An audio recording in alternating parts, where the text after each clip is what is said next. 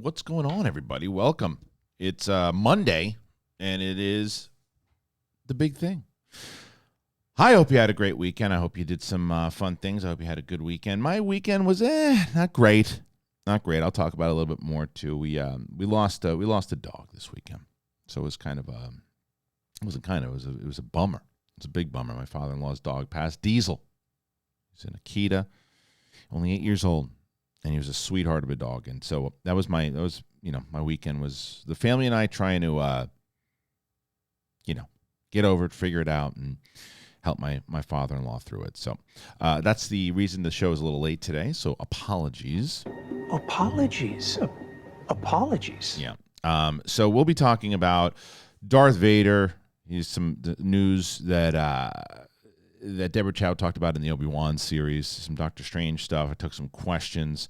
The Oscars ratings were still in the crapper, not the worst of all time, but certainly the second worst of all time.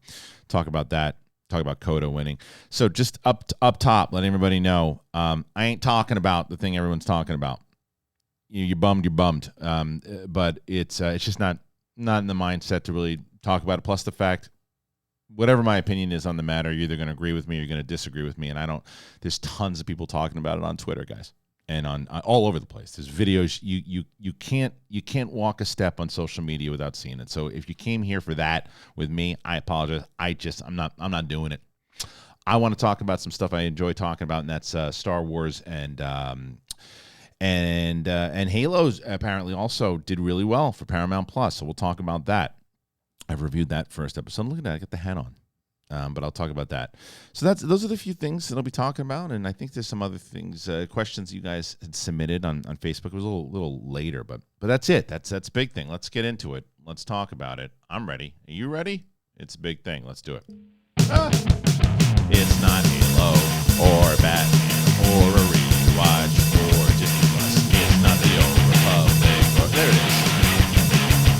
It's the big thing. Took long enough for me to get there, but I got there. Nice to have you on board. It's the 28th. I'm on my lonesome. We got Kate Mulligan coming on the show this week. That's going to be fun. Brett, Steph still in London. Queen Winston coming back on the Friday show. And that's it. So, all right, let's talk about some stuff. The first is what I will say. I was fast forwarding through, I had made it very clear with the Oscars in general. I think it's a show that just needs to get off of network television. It just continuously goes down and down and down and down and down. And as I mentioned, I'm not going to go deep diving into the big topic of last night, but that's the reason that I think it had any ratings whatsoever. And this, if you look at, that's not what we're going to talk about yet. Oscar viewership rises from dismal 2021, but it is still the second lowest ever with 15.4 million. Get it off network television. It is so dated, and no one cares. The jokes aren't funny. It's not a show anymore. Nobody knows. The casual viewers don't know the movies anymore. It's terrible. I fast forwarded through all of it. I was just watching. Okay, who won? Great. Fast forward. I don't care about the speech. Fast forward. Go. Who won? And then I might as well just look at. I will say this. Very happy with the winners. Very happy with who won. As Coda winning Best Picture. That was the Best Picture in my humble opinion. It was great. I would have been okay with Dune also, but Coda was fantastic. And Canto winning, fantastic. My daughter was very happy about that. I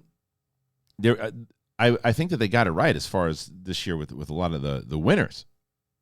But the ceremony and the show, who cares? It's so dull and boring and pretentious. It sucks. I'm not saying don't have them. You should have them. They should be celebrated. Your work should be celebrated. I know that there's clout inside of being able to do. Like if you're an agent, you're saying, "Oh, Oscar winner, Jessica Chastain," and blah, blah, blah, blah. I get it. You got to keep it. Put it on a streaming service. It's part of the streaming service. And if you care, like any other show, you watch it. Force feeding people to watch it and wondering why your ratings are going down every year. It's terrible. It's so boring. I used to remember when we used to watch, wanting to watch that show because it was like a big event. And I saw someone last night call it the Super Bowl for movie fans. Says who? Says who? I mean, that's what they want it to be. But that's why Super Bowl, people watch it every single year and continue to watch it, and ratings get good. It's terrible. It is a terrible, terrible production. Not terrible to do. Believe that they should still happen, and I believe that they should still honor the work that's been done because it's. But I still think they definitely should happen. But get it off network television, and just cutting awards is not the way to do it. You turn it into a show and an event, but it's I don't know. I didn't care. So I don't know, and a lot of people obviously, and I think that it might be a nostalgia thing too, that people still grasp onto it. And people still want to get excited about it. I just don't give a rat fart about it. I don't know if you guys feel the same or don't. You could argue about it, and that's fine. But the ratings are down. Well, they're up, I guess, from last year, and there was more to watch, so they were up, but still the second lowest of all time. That's not. It's like, well, we didn't come in last place, but the Academy was hoping that with these new changes, people were going to get excited. What are they getting excited about? What are they getting excited about? What are people tuning in for? The casual fans don't know what the hell the movies are, a lot of them. And there's not a lot of, I don't know. It's just not to me, it's happy with the winners. Happy with the winners. Again, majority of people that won, I thought should have won. But the show, it's just not a show. You just handing out awards and hearing people talk, and it's like, I don't know. It's my grouchy old ass now, Anyway, what do you guys think? Should they keep doing it? Should they put it on streaming? I think that's where you go. I think you don't get rid of first of all, turn it into more of a show. Get more the musical numbers and play it all together and make it like an overall theme and have one host. You should just have Amy Schumer or Wanda Sykes or whoever, like one host do it the whole time. But to be completely fair, I fast forwarded through so much. I don't even know if it was from what I saw. I was like, oh, keep going. But they're gonna keep doing it, I guess, and keep trying. It is what it is. So that was the Oscars. Very curious to hear what everyone else thinks. You think it should keep going? Or you think it's time to put a pin in it? I'm curious. You know what I'm going to do? I have a couple of questions that are still coming in on Facebook, so I'm gonna hold this one because I like that one. I had chosen all of them already by broadcast, but by the time we started, but I'm gonna try that one more here. Try one more. I like that one a lot, actually. So we'll see what we get.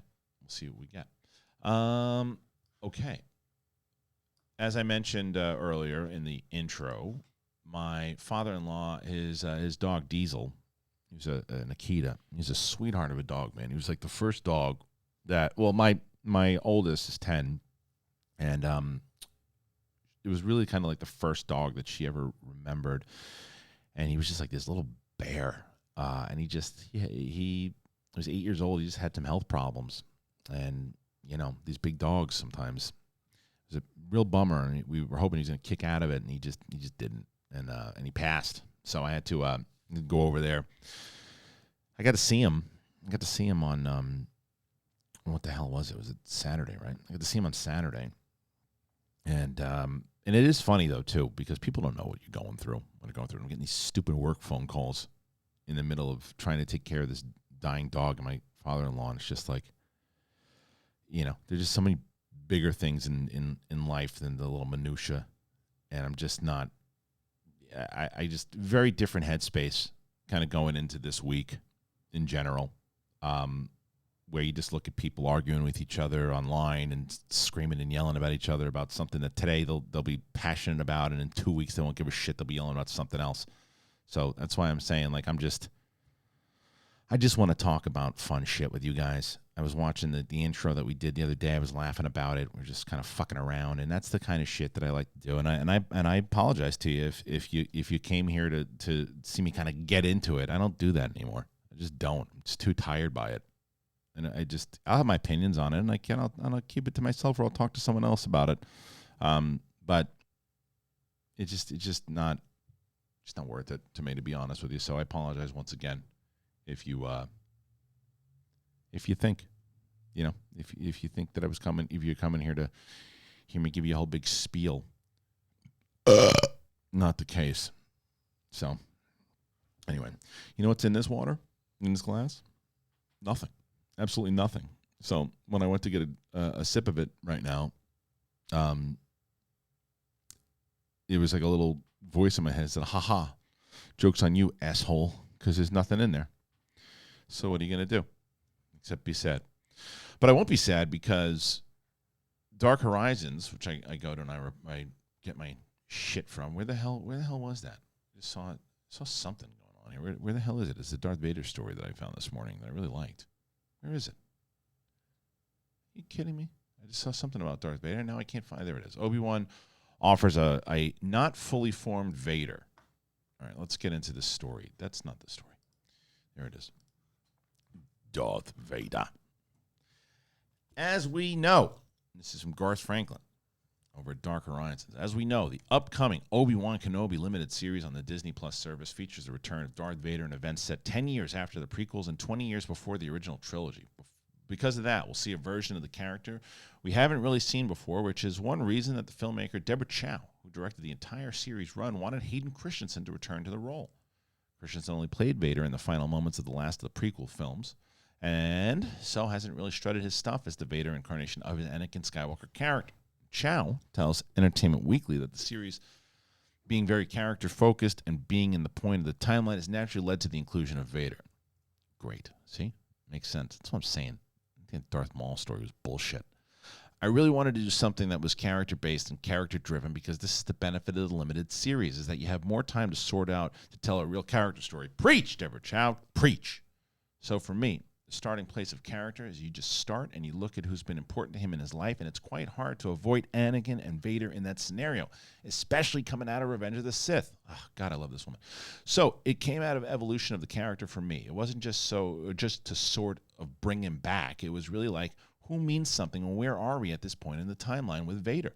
He isn't the New Hope Vader quite yet. You know what I mean? So we are with the character sort of in the middle of this period. It's still Vader, obviously, but it's a Vader that isn't quite as fully formed as in New Hope. Love that. Love that. Chow adds that Ewan McGregor and Christensen have been their characters for so long and lived with them in their lives for so long that it makes it so helpful in terms of the creative. Obi-Wan's going to debut on May 25th on the Disney Plus service. Man, so much to talk about there. So much to talk about. This is great. It's great. I love everything she's saying. I love everything that this woman is saying about how she's approaching it. The idea that it's more character driven. You have more time to spend. It's what we've been talking about on this show. You have more time to go in depth instead of just worrying, well, what's 2 hours and there's too much dialogue, so just blow something up and have a fight. Put them in space and blow things up, and just throw a couple dialogues in it. They need big, and now the Emperor comes back, and then big. Fuck that shit. Now it's take your time, build it out, and the idea that he's not there. So the question is how more powerful he becomes through more anger, and if you look at, I think it's in the comic book, one of the comic books, and he's still battling with shit inside of himself.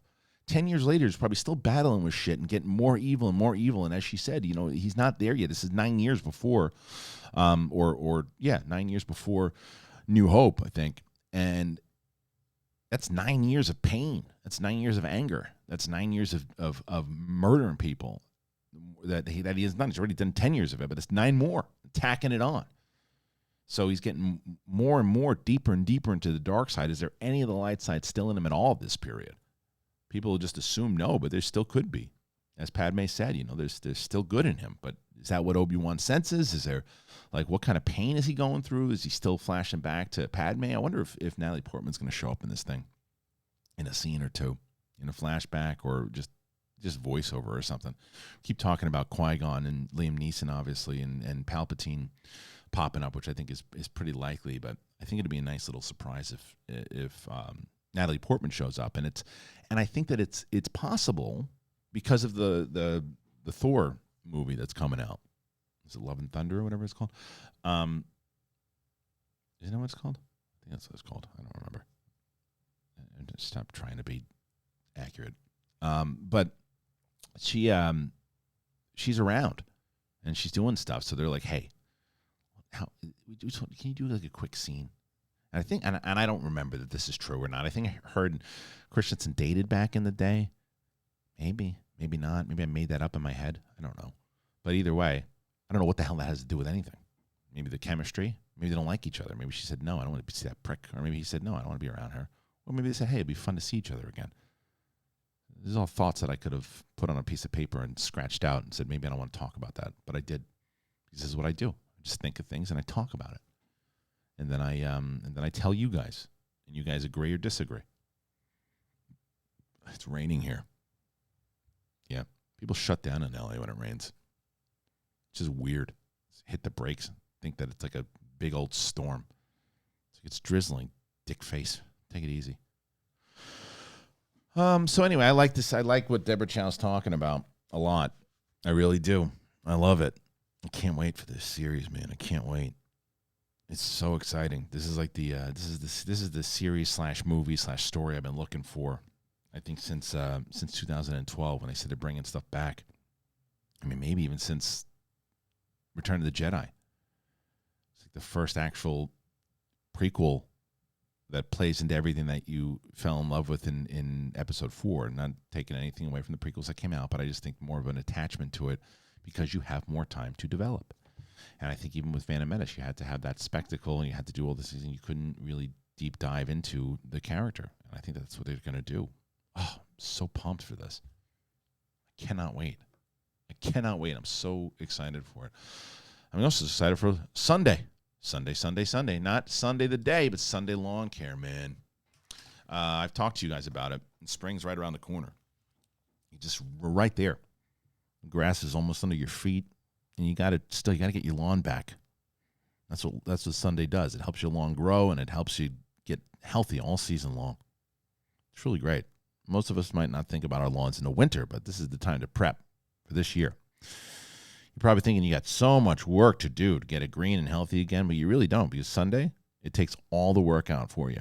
Sunday can help you grow a beautiful lawn without the guesswork or the nasty chemicals. And their custom plans include fertilizer and everything you need to easily care for your lawn with ingredients like seaweed, iron, and molasses. You can feel good with kids and pets being around. And that's very helpful for me because I got all those things running around. All you have to do is visit getsunday.com. You got to put in your address, and then their lawn analysis tool does the rest. They use the soil and climate data to create a personal nutrient plan. They deliver it to your door when you need it. You just attach that ready-to-use pouch that you see right there to a garden hose and spray. It takes less than 15 minutes. And the best of all is that it works. That's the best part. It works. So Sunday is offering our listeners 20% off. And full season plans are just $129, and you can get 20% off at checkout. But you got to go to getsunday.com/bigthing20. If you want 20% off your custom plan at getsunday.com/bigthing20. Do it. And you know you're going to be working on your yard. Do it. All right. Let's move on. A couple more stories. Well, I guess one more story. And then we'll get to some of the questions. Might be a shorter show today. I don't know. Some other things coming out. I know I got Morbius, the review coming out on Wednesday. I saw Moon Knight. Saw 4 episodes of Moon Knight.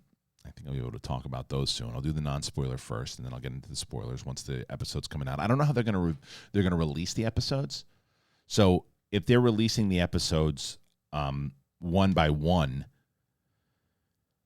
then I will just do the spoiler episodes as they come out. Maybe I'll do it the same way that I did the Obi-Wan ones with the pictures and all that stuff. But if not, then I might, if they drop them all on the same day, then I'll probably just do a big chunk review of it. I don't know. I got to see. But I'll definitely do a big chunk non-spoiler when I think that I forget when the embargo. I think the embargo might be, when the hell is the embargo? You know what? I'm going to check right now. I'm going to tell you right now when that embargo is. And then I'm going to release my damn review of it because I want to talk about it. And let's see. I'm going to tell you right now. The review is tomorrow. Okay, so I'll have the review out tomorrow at 6 a.m. So you check out this channel tomorrow. You'll get my non-spoiler, the first 4 episodes of Moon Knight. It'll be non-spoiler. Look at that. So I'll be wearing all this. Same what I'm wearing right now, I'll be wearing in the review. Why? Because I'll be shooting my review probably after I shoot this. Because I just figured out when the embargo lifts. Look at me. I'm doing everything with you guys. It's like you guys are in the office with me. You're sitting around and we're having a conversation. So that's what I can tell myself when I'm going crazy in the garage, is that I'm actually talking to you guys about our plans and our future. What are you going to have for lunch? Don't eat that. You had that yesterday. Yeah, you can have that. It's better for you. No, don't get cheese on it. Great. Okay. So let's get into this other story then. That's nothing. That's a blank screen. Well, that's not. There you go. Halo did really well. Halo did really well for Paramount Plus. It kicked some ace. And let me get the actual numbers. It's somewhere over here. It came out the other day, and we're Halo. It's got the biggest new Paramount Plus launch. Paramount Plus has announced that it's just launched Halo TV series based on the iconic Xbox gaming franchise. Unsurprisingly, had the streamer's biggest series premiere to date. According to reps for the service, the first day launch topped the previous mark established by Yellowstone prequel 1883 in December. No numbers were provided at such through, and Nielsen's streaming rankings won't be published for a week. One complication is that the 1883 series premiere also aired on the linear Paramount network behind an episode of Yellowstone, with that airing drawing 4.9 million viewers. Halo, on the other hand, is only available via the Paramount Plus service. The series, which has already been renewed for a second season, debuted March 24th, and was originally developed at Showtime before migrating to Paramount Plus a year ago. I got a lot to say about the Halo series, and I did a review of it. You can check out my review if you didn't miss it, but it is spoiler, so I won't get into spoilers here. We'll just kind of talk about it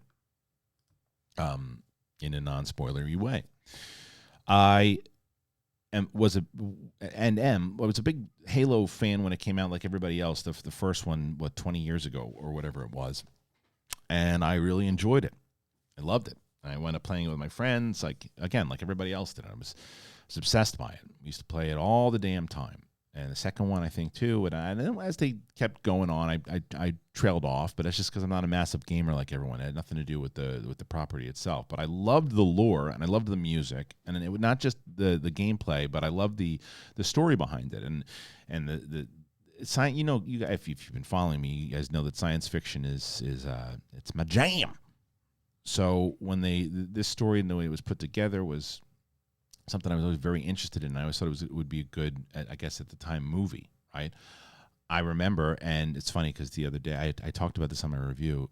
In 2005, when I was at Warner Brothers, they had somebody dress up as Master Chief, and he was walking the script around to studios, and he would drop it off to the executive, and he sat down in the waiting room while the executive read the script, and then he took the script and left.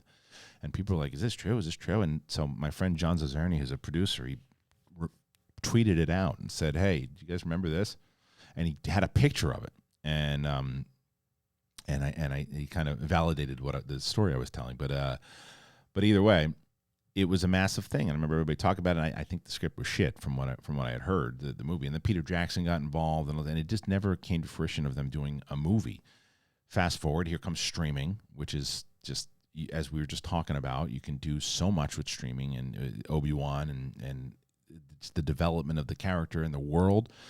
So that to me was very encouraging. I think it's a smart way. I think video games, and I think someone actually asked me this in later on in one of the questions, but I'll address it here and then apologize for covering it now when I could have covered it during the question series. But I just think it's relevant for us talking about it, and that is that video games, I think, are better served in streaming because there's just so much detail, and I think like long books are better served. I mean, unless you're going to do a series of movies like Harry Potter, right? Harry Potter, you were able to do like 8 movies, put them all together, and I think it worked really well. Could you have done 12 or 15 seasons of Harry Potter? Probably, but movies are better for that, for sure. But I think that there are certain things, like I still say Knights of the Republic, you don't have to change up stuff. You stay true to the story and you make a series out of it. The hardcore fans will know what's going on, but that's just like a book. You keep what's true to what people fell in love with in the story. And that's what I was wondering what they were going to do with Halo, because in the trailers you see a couple different things, like, because from what I remember, and like I said, I trailed off, so you guys who've played that game know better than I do.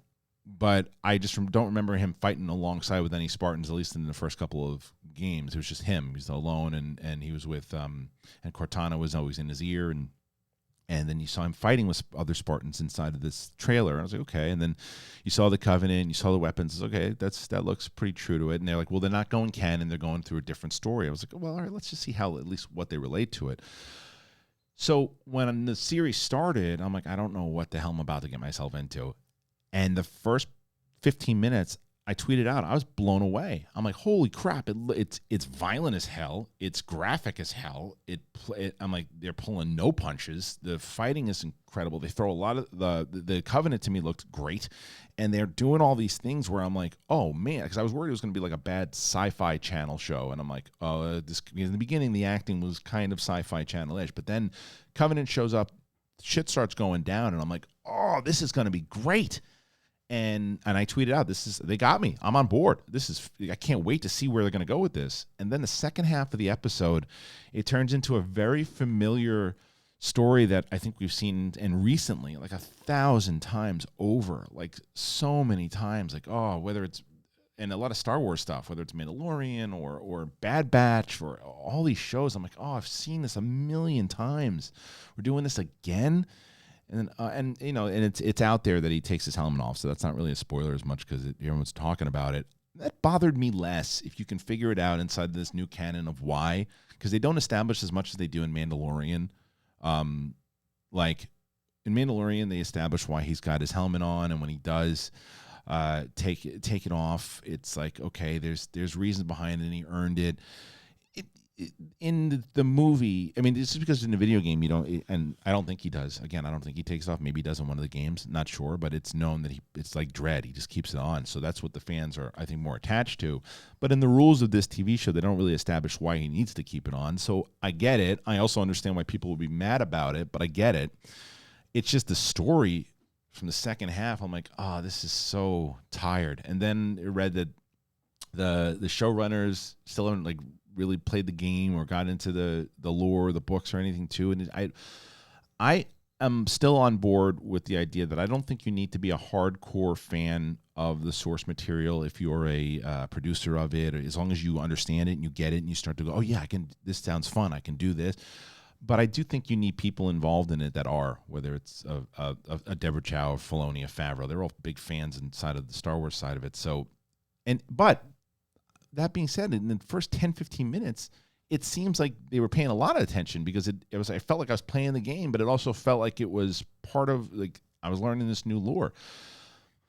Nonetheless, it did very well for Paramount Plus. The question is, will they keep people? Do people feel, because I'm going to watch the next episode, and if I don't like the next one, depending on how, if the story has me on board at all, I like to try to stick it out. I really would like to try to stick it out. But like, if they continue with the story that they're going with, it's just, I've seen it 1,000 times. I don't need to see it again. And it's not what made Halo interesting to me. It really isn't. But I'm curious what you guys think if you watched it at all. But as far as Paramount Plus goes, they're starting to make a move. You know, they got Yellowstone, and they also have what's the other one? 1883. They have. So they're starting to make some moves, and we talked about the streaming wars, if you will, last week, and they're not in the game yet. Well, they're in the game. They're just not. They're not hunting for the trophy yet. We should say they're in the game, but they're not. They're nowhere near it. They're not even the silver, bronze, gold. They're nowhere near it. It's all about HBO Max, Disney Plus, and Netflix. Those are the ones who are battling it out right now. Amazon and Paramount Plus, they're trying to get there, but they're not there yet. So that's it, man. That's everything. I'm trying to see if there's anything else worth a damn that we should be talking about before I move on to the questions, because we did get a lot of questions. I don't know what that is. Oscars ratings rise. Oh, there you go, 56% on last year.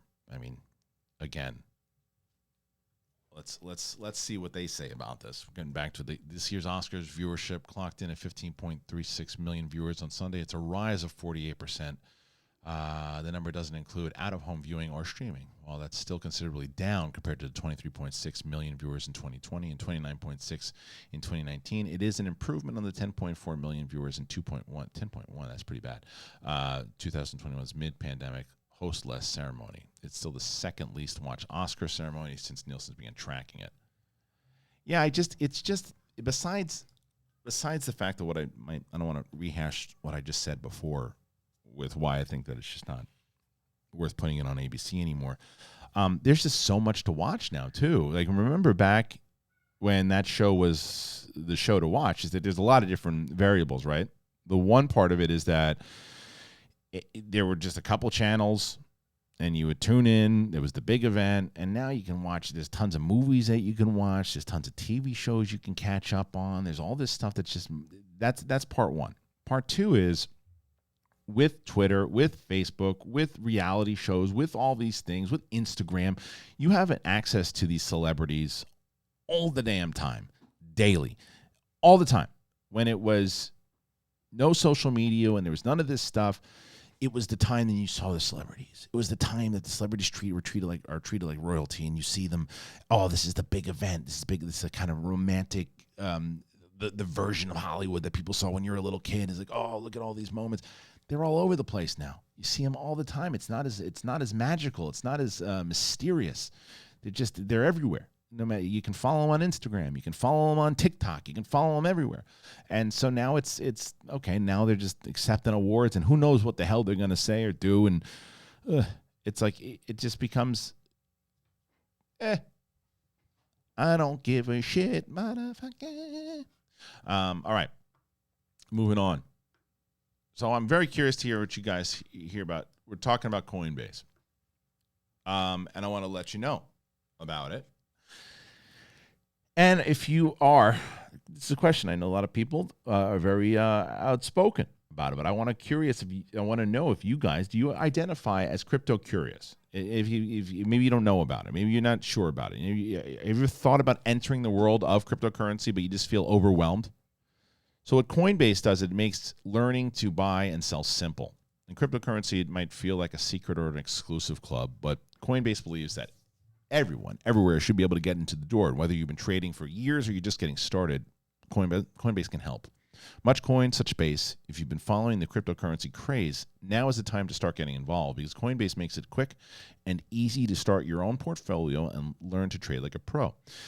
If you've been looking to level up your financial portfolio, it's always good to diversify.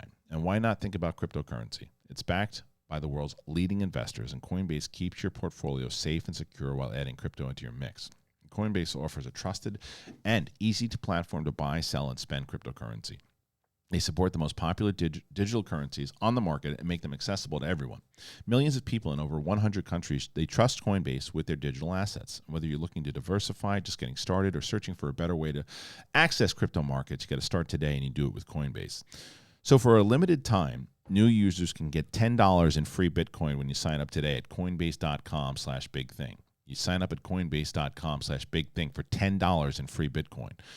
This offer is for a limited time only, so you have to sign up today. And that's coinbase.com/bigthing.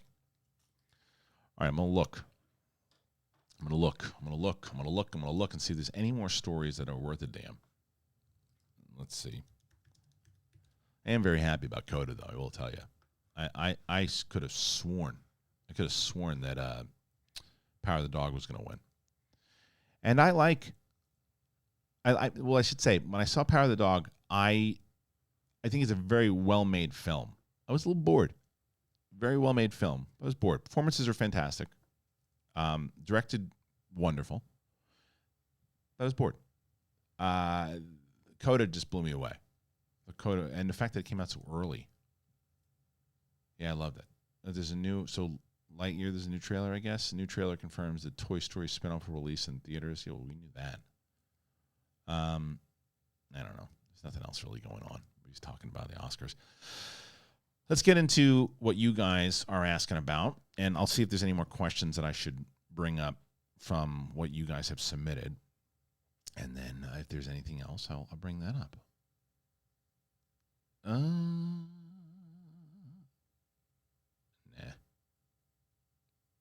Okay, let's just try. What I have up here, I will bring up, and this is the first one. This one I did pull. So, all right, Matt Moore. I am sorry for your loss as well. Thank you, Matt. Would you like to see 24 come back with Kiefer Sutherland? Not sure if I've ever heard your thoughts on the show. Well, I loved the show. When the show came out, and it was around in the early 2000s, I loved it. I actually went to a screening of it when Kiefer Sutherland was there. Where the hell was that? I remember being there, seeing it. It was season 2.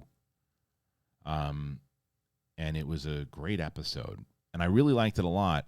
The problem with 24, I think, is that when that show came out, the real-time bit and all that, it was so different, right? But 24 episodes is a lot of TV, man, and it's just too much filler. And then you get cougars running around in the in Runyon Park chasing after Jack Bauer's daughter because they don't know what else to do. And that's the problem with that show, is if you're going to do an every hour for 24 hours, call it 12 or something. I don't know. 24 is just too much. But what the answer? Yeah, of course, I'd be interested in it. And I think they did that, right? Didn't they bring him back for one more adventure, Jack Bauer? But I think I would want to see it. I would want to see a Jack Bauer. Didn't they do a Jack Bauer movie? And I wonder if it's just the time has come and gone for Jack Bauer. I guess that's the real question. But would I be curious about it? Yeah, I'd be curious about it.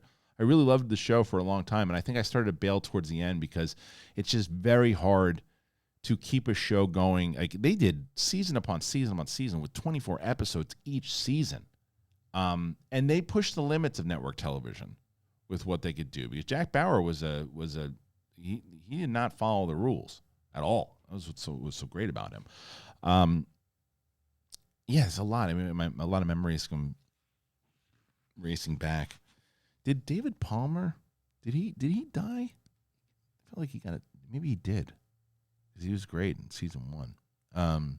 Anyway, yeah, I'd love to see Bauer come back. I'd be interested to see it for sure. I'd be interested, and I would tune in, and then probably if it stinks, I'd bail like anybody else. So, all right, next question. Phil Maben. I didn't catch the Oscars, sadly, due to time zones, but do you think the Batman would have scored an Oscar had it come out earlier? Not for Best Picture, no. And I still think it's got you could probably still do it now, this year. I mean, but I think it's got a good shot for music. I think Michael Giacchino's score should be nominated for Best Score, but no, I don't think that it would have. If it would have come out in December, it would have qualified. And I don't think that that's one of the reasons I think the Academy is never going to have big ratings like that on network television ever again, is because regardless of how much the people inside of the space feel, and I think Coda was, out of the movies that, Coda was the best movie I saw. And I watched it. I think I watched it this year, but it was the best movie of last year as far as a feel good movie. And Dune, again, I could go with Dune, but Dune still, I want to see Dune 1 and 2. I think it fits together as one big movie. But I would have been fine if Dune 1, loved it. But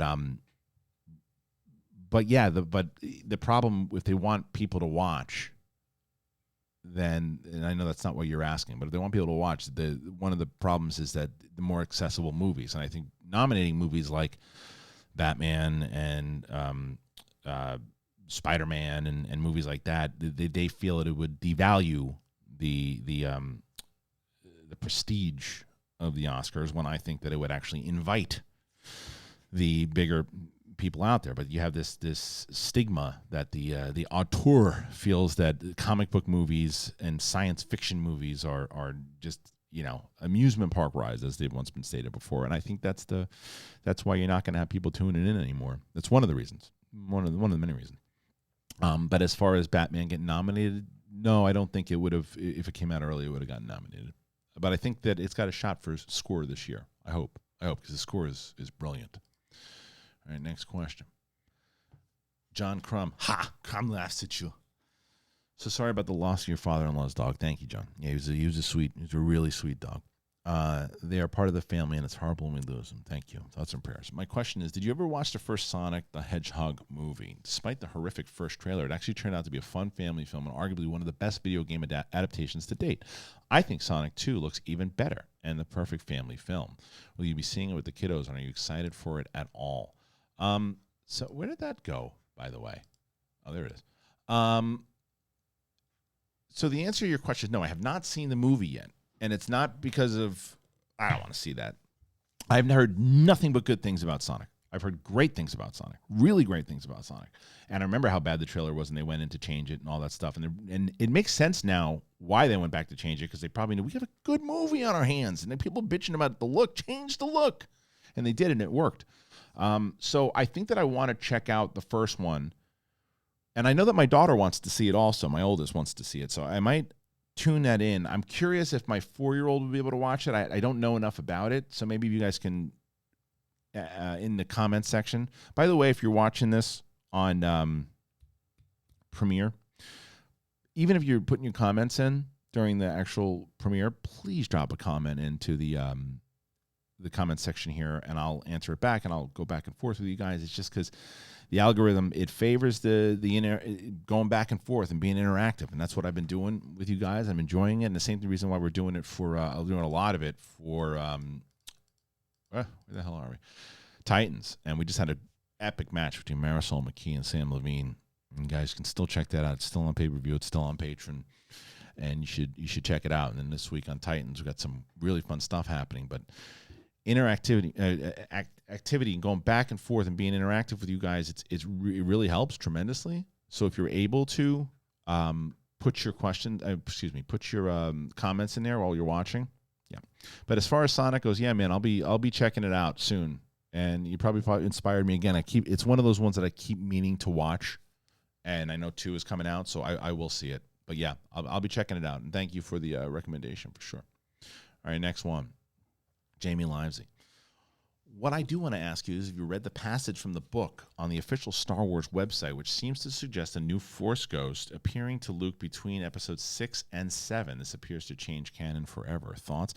I did not hear about this until you wrote it. But what I will say, and it pains me to say this because I always wanted it to not be this way, but don't take much stock. I used to have these conversations with Campy back in the day all the time where I would be on the other side of it, but I don't take much stock in what happens in the books and the comic books and the video games. If they want to use it, they will, but they're not gonna like hold it as gospel. They're not gonna say, oh well, he's got this Force ghost that he was talking to, so we got to introduce him. If they want to use it, they'll use it. If they don't, they don't. They'll bring in Vanth and Saw Gerrera if it fits things they want in the story, but they're not. And I don't know if we're ever going to see Ray Sloan ever.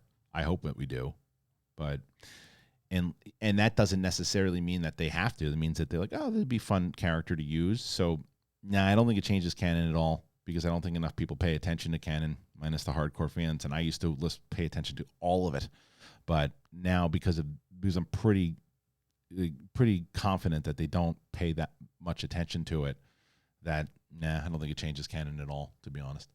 All right, next one. Oh, this was a big story. The Steiner brothers, for those people in that are wrestling fans, Steiner brothers I think at one point were like banned from, or at least Scott Steiner was, from WWE, I think. I don't remember, but they're being it was announced that they're going to be inducted into Hall of Fame, and they should be. They should be. I remember WCW. They were they popped out as a standout team, and then they did a lot of stuff. And Scott Steiner did more as an individual wrestler, but the together.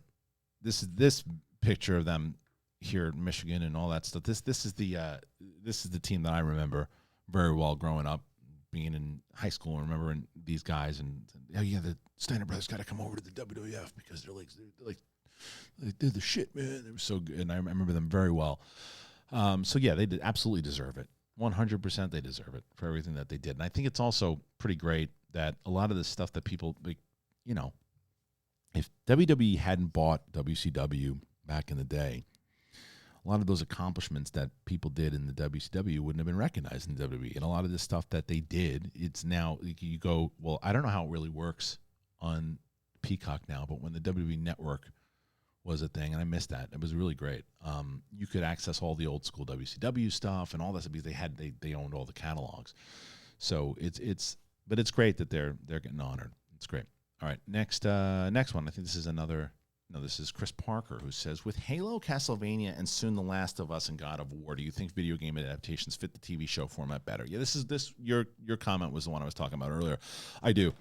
I think it's the best way to do it because I just think that there's too much story to try to condense into a 2-hour movie, and every time they do a movie, Uncharted including, no matter how successful Uncharted was, Uncharted included, every time they do a movie, they change so much shit about it and take away the original stuff and the original story that was so fun, and they condense it all. I think there's like 4 portions of video games in the Uncharted movie that's all crammed into one new movie. And they that was a conscious choice, and they went out and they did their thing to make sure that a new audience would find it and make a new adventure movie, and they succeeded, obviously, as far as box office went.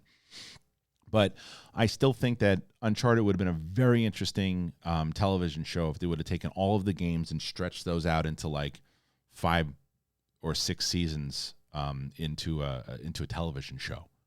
I think that would have been awesome. But I do think that the TV works a lot better. You just have more time. And even something like Halo, where even though they're still changing shit up, you have more time, which is kind of goes against the whole point of it. I don't know maybe they eventually go, look, I guess that's the idea of TV, right? Is that they can pay attention and they can listen to what's going on, and maybe they can switch things up. That's the beauty of TV, where movies, you make the movie, you have the script, you put it out there. Right? And then it's like, we can't really change anything up now. That's the movie. TV, it's like, okay, we did season 1. They really didn't like that storyline we went with. What if we go back into the games and really explore what they liked about the games and make season 2 driven towards the games? That's the benefit. And I think the argument can be made, well, you could do that with a sequel of a movie too. I guess you just have to wait a lot longer, right? Like that's the TV is another benefit, is that you can make season 2 of Halo and come out next year. And movies usually take 3 to 4 years. And you want to, and the difference is you want to see how it does before it gets greenlit, and then all these conversations, as opposed to TV. Yeah, we're doing 2 or 3 seasons. We know we're doing it. Let's move. And then once they have the numbers in, well, all right, our numbers are pretty good consistently for 3 weeks. Let's do season 2. Get it moving. I think that it would behoove them to go more into the game storylines and explore the stuff that people enjoyed. If they see that overall criticism, continue, but we'll see. We'll see. Next question. It's another wrestling one. I like it. AJ Johnson, what are your thoughts on Triple H retiring from in-ring wrestling moving forward? Also, Dune won 6 Oscars, but somehow Denis wasn't nominated for directing. Your thoughts? Sorry for the 2-1. Baffling about the Denis not getting nominated for directing, because it's that movie is brilliantly directed. Brilliantly, and it should have been. That was probably the biggest snub of the night as far as who won directing. See, I don't even know everybody who won. I really didn't even pay attention. I don't even know who won. Let me see. I'll go over, you know what? Let's do that real quick. I don't even know who won. Coda won Best Picture. Will Smith won Best Actor. Jessica Chastain won Best Actress. No Time to Die was Best Original Score. Is that right? And Canto was Best Animated. Like I said, a lot of these. Oh, Jane Campion. Okay. Yeah, I think Denis did a better job. I think she did good. She did a really good job, but I liked his movie better, and I think it was. Yeah, I would have picked him, but yeah, everybody who won, I think, Ariana DeBose was awesome. Troy Kotsur was awesome. Drive My Car, I didn't see. Yeah, I mean, best original score. Was that score? Was Belfast? Anyway, best visual effects was Dune. Okay. Yeah.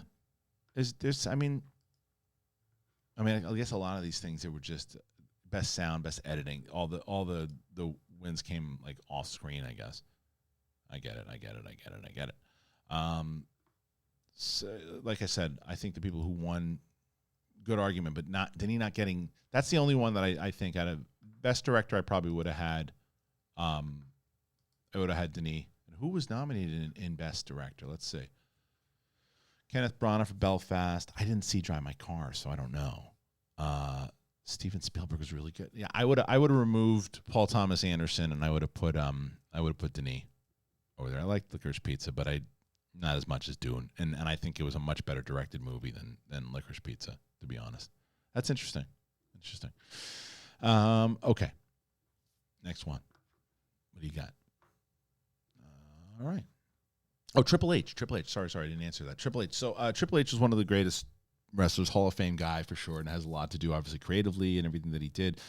I mean, how old is he? I'm going to say that he's 54 years old. Hey, Siri, how old is Triple H? Triple H is 50 years old.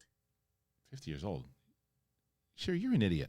You show me 52. It says 52. And you say 50? Are you a moron? Let's try that again. Hey, Siri, how old is Triple H?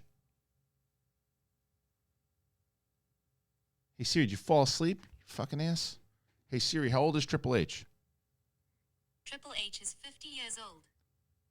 It says 52. No way he's 50 years old.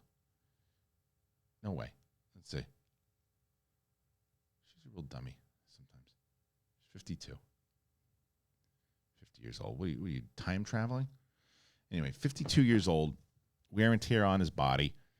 He doesn't need to do it anymore. He's got a lot of other things that he's doing. A lot of times when people are still wrestling, it's because they got something to hang on to. He doesn't need to hang on to it. And he's been through multiple injuries and surgeries. It's time for him to step down. And good for him that he decided that it was time. And I think he get him more involved and on camera, though, because he's pretty good in the wrestling. I don't think he's the greatest actor outside of wrestling, but that's not what we're talking about here. We're talking about, as far as a sports entertainment performer, he's one of the best. And I think having him on camera would be great. And other things that he's doing behind the scenes, and so good for him. I think it's a good move, smart move, and he knows if it's time, then it's time. Is that it? Is that everything? No, just a couple more, and we can call it a day. Lewis Scott, what are you hoping to see most in Doctor Strange 2? This is a great question, because the answer to that is I don't really know. I think that from what I hear is that the stuff that they collaborated with Sony to give us a lot of some fun a really fun movie in No Way Home, and the stuff that you got, the little tidbits, but it seems like they're going to go all out with everything that they're allowed to do now because of the properties that they have, that is all theirs and theirs alone. I think they're going to go balls to the wall. And I like the idea they're not really showing us, minus the little voiceover from Patrick Stewart. But I dig it, man. I dig what we're about to see, and I think I don't know. I don't know what I'm most looking forward to. I think the continuation of it. Remember, I'm a sucker for parallel universes and multiverses and all that shit. I was a sucker for it way before any of this stuff. So the idea of it and how it all plays together. So that was the thing that I loved about Endgame. I love their idea, the idea of time travel that they play with, because to me, that's when you listen to scientists, and so that's the way that time travel would work. As far as if you went back into time, you wouldn't. If I went back and stopped my parents from meeting, I'd still exist in this timeline. It's a different timeline. I would just create a new timeline that then I would not exist in that particular timeline. That's what most scientists say is real. I like that. In Free Guy, they play with the Back to the Future logic and all that stuff, and in every one particular timeline. I just think that's not the way that the universe works and how it works. So I like the idea of the multiverses and the different versions of yourself and all those things, and that's what they've been playing in a lot. And I think that's why I love this phase of Marvel so much, because anything can happen and it's just batshit crazy, and Loki and No Way Home and then this. So I'm just looking forward to it, because it's to me, this is the like, I like Doctor Strange, the first one, but playing inside of the time travel and all that stuff, that's my favorite kind of stuff. So that's what I'm looking forward to. This is the time travel stuff. All right, I think this is the last one, and then we'll call it a day here.